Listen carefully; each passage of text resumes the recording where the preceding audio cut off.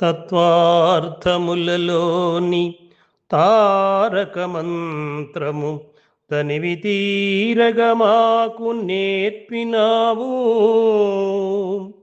సర్వ వేదాంత సంకలనమునరించి పరబ్రహ్మతత్వంబు బోధించినావు. విశ్వాంభరాళను వివరంబు గావించి విశ్వచైతన్యమును దించినావు.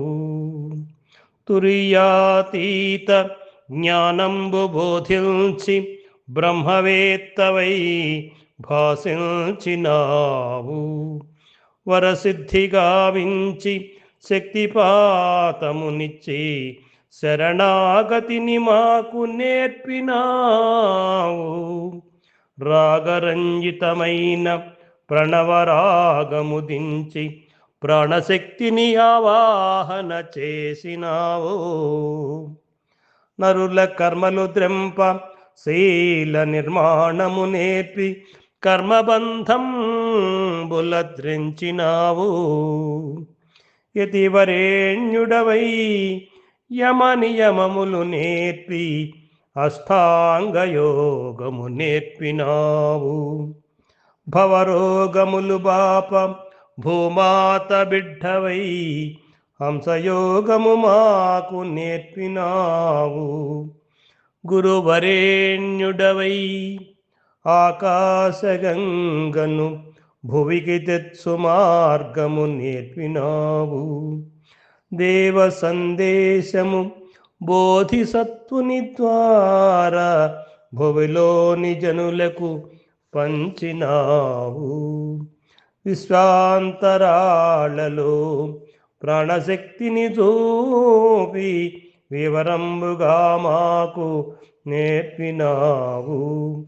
సకల జీవుల దీవించు సమవర్తనము మాకు నేర్పినావు.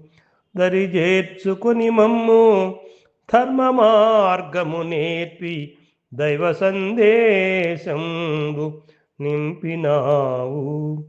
మానవతను నేర్పి దానవతను మాన్పి ధ్యాన మార్గమును బోధించినావు. హృదయ చక్రములోని ప్రేమానురాగాల భూమండలమునకు సంధించినావు.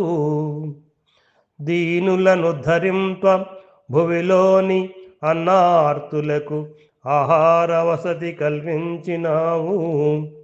యుగమాతయైన గాయత్రి మాత గాన మాధుర్యము ఆవాహన చేసినావు.